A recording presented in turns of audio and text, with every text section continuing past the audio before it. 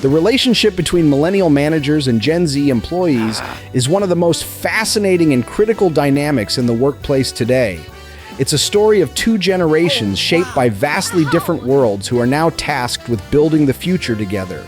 The friction is real. It's born from a millennial survival instinct clashing with a Gen Z demand for a healthier way of working. But the opportunity is even more real. This isn't just a challenge, it's a catalyst. Gen Z is forcing millennial leaders to evolve to become more empathetic, more flexible, and more human-centric. They are pushing organizations to abandon outdated models of paying your dues and hustle culture in favor of purpose, balance, and psychological safety.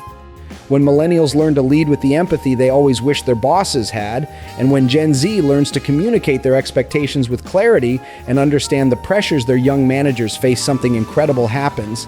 It stops being a conflict. It becomes a partnership, and both generations, along with the companies they work for, grow stronger. The future of work isn't about one generation adapting to another. It's about creating a culture where the best ideas, no matter who they come from, can rise to the top. It's about building a workplace that is not only more productive, but also more human. So now we want to hear from you.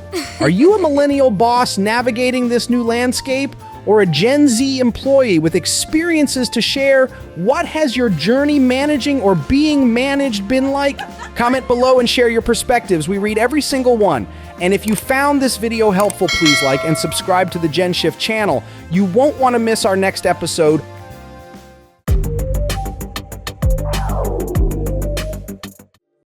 One, the old don't speak up culture. For decades, the corporate ladder had clear, unspoken rules. You start at the bottom, you keep your head down, you pay your dues in silence, and you wait your turn. Early millennials born between 1981 and 1996 were the last generation to enter a workforce largely defined by this ethos. They learned to navigate hierarchies, to frame their ideas carefully, and often to wait for permission to innovate. But Generation Z, born from 1997 onwards, arrives with a completely different operating system. They weren't just given technology, they were raised by it. Their education encouraged active participation and collaborative projects over passive lectures. Their social lives unfolded on platforms where their voice had immediate global reach, flattening the very idea of top-down communication. They enter the workplace not just as employees, but as stakeholders, and they have a deeply ingrained expectation to contribute from day one. This isn't just a feeling. A comprehensive analysis of workplace communication studies reveals a significant trend. Gen Z employees are up to 35% more likely to proactively voice concerns about ethics or inefficiencies within their first year than millennials were at the same career stage. This shift has effectively rewritten the unwritten rules. The old psychological contract was, be loyal and quiet, and the company will take care of you. But after witnessing economic recessions, the rise of the gig economy and pandemic-era layoffs, Gen Z knows that loyalty is no longer guaranteed. Their new contract is, listen to my ideas and align with my values, and I will give you my full engagement. It's not rebellion, it's a business proposal. 2. Story 1, the voice in daily work, the process fixer. To see how this plays out, let's look at the story of Priya, a 23-year-old associate at a mid-sized digital marketing firm. When she joined, she quickly noticed a major bottleneck: the content approval process. Every blog post and social media graphic was routed through a clunky email chain involving at least 5 people. Feedback was scattered, versions got confused, and deadlines were constantly pushed. It was slow, inefficient, and costing the team valuable hours. As a digital native, Priya saw a simple solution. She researched collaborative workflow tools like Asana and Trello and proposed a new streamlined system to her manager, Mark. His response was immediate and familiar. It's Mark. My first thought was, oh great, not another new tool we have to learn. I told her it wasn't a common platform for us, that it was risky to change a core process. Honestly, I was just trying to manage my team's already heavy workload. But Priya didn't hear no. She heard, show me it's not a risk. So she did something quietly brilliant. She enlisted a fellow Gen Z colleague and used a free version of the tool to manage the workflow for a small internal social media campaign. For 2 weeks, she meticulously tracked everything. Priya presented her laptop to Mark. It showed a clean dashboard with clear metrics, time saved, emails avoided. Then she went back to Mark. But this time, she didn't just bring an idea, she brought a business case. Priya. I showed him the data. I said, our little test on the Q3 campaign reduced the approval time by 40% and eliminated 17 back-and-forth emails for a single project. I realized I had to translate my idea into his language, and his language is results.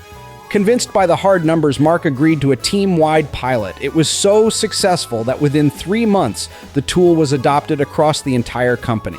Priya, the most junior person on her team, was publicly recognized for her initiative. Mark, she taught me a lesson.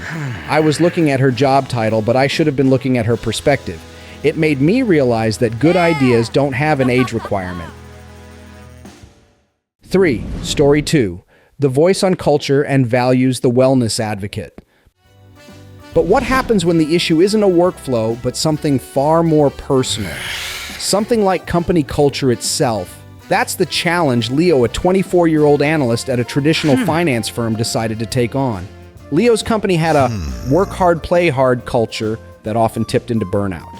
He saw colleagues struggling with stress and anxiety, but the company's leave policy was stuck in the past. There was sick leave for the flu, but no formal support for mental health, a non-negotiable for his generation. Leo knew a solo complaint would go nowhere, so he started a private chat with other junior employees and discovered he wasn't alone. Together, they drafted a formal petition not based on feelings, but on facts, citing studies from Deloitte and SHRM on how mental health support boosts productivity and retention. They sent it to HR and leadership. The response was a polite corporate no. Leadership deemed the proposal too sensitive and not in the budget.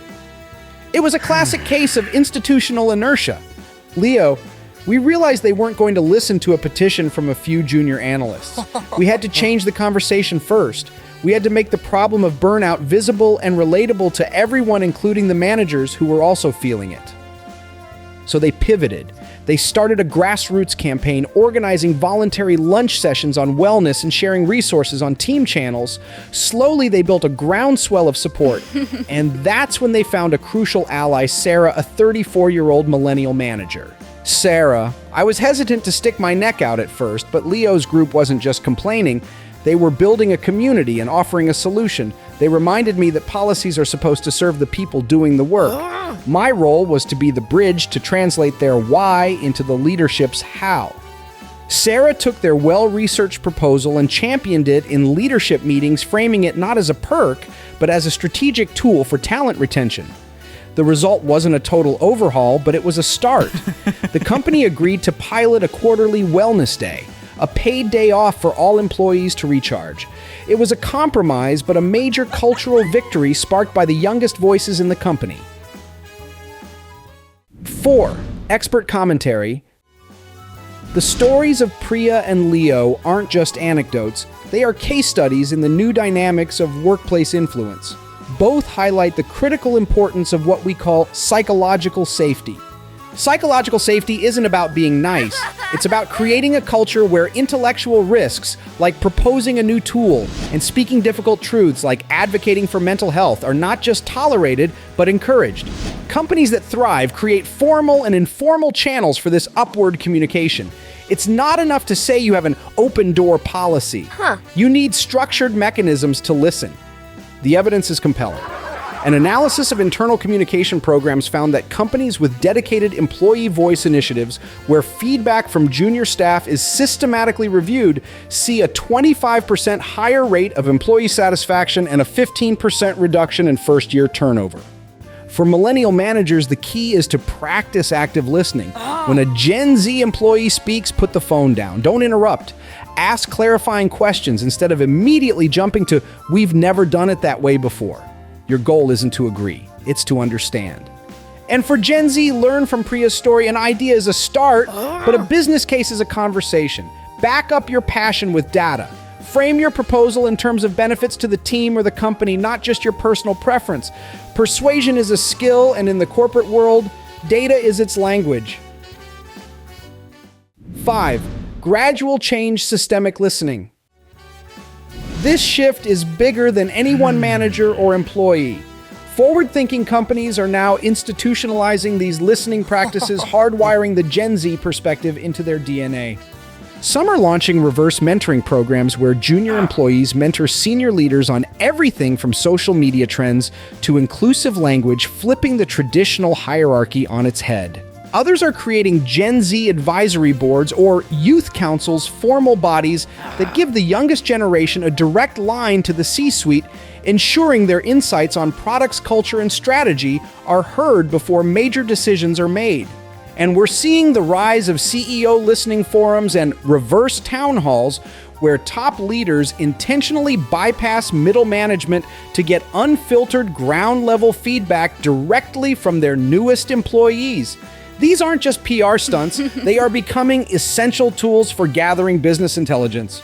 This isn't just about appeasing a generation. It's about recognizing that the people closest to the new technology and the new cultural trends are an invaluable source of intelligence. Ignoring them isn't just bad management, it's a strategic risk. Conclusion. So is listening to Gen Z just about making them happy? The evidence shows it's much more than that. It's about tapping into a source of frontline innovation. It's about getting early warnings on cultural shifts that will soon become consumer demands, and it's about building a business that's resilient enough for the future. The Deloitte Global 2024 survey found that 44% of Gen Z have rejected employers based on their ethics. When nearly half of your incoming talent pool is willing to walk away, listening ceases to be a soft skill and becomes a core business imperative. For Gen Z, the message is clear: your voice has power, but it's most effective when paired with persistence, data, and a strategic approach. Understand the language of the people you need to persuade. For millennials and other leaders, the challenge is to move from a culture of permission to a culture of curiosity. The most valuable question you can ask isn't, "Is this a good idea?" but, "What can we learn from this perspective?" As one CEO of a major tech firm recently said, our Gen Z employees challenge us every single day. And I wouldn't have it any other way. They are our built-in compass for what's next. Now, we want to hear from you, whether you're Gen Z, a millennial manager, or from any generation. Have you ever spoken up at work with a new idea or a difficult truth? What was the outcome? Share your real story in the comments below the good, the bad, and the hilarious. Your experience is part of this bigger conversation. And if this conversation resonated, tag a colleague or your manager. Let's get everyone listening. If you found this analysis valuable, hit that like button and be sure to subscribe to GENSHIFT so you don't miss our next episode.